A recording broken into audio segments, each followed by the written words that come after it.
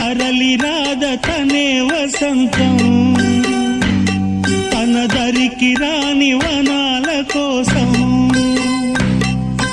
తరలి రాద తనే వసంతం తన దరికి రాని వనాల కోసం గగనాల దాకా అలసాగకుంటే మేఘాల రాగం ఇలా చేరుకోదా తరలి రాద తనే వసంతం తన దరికి రాని వనాల కోసం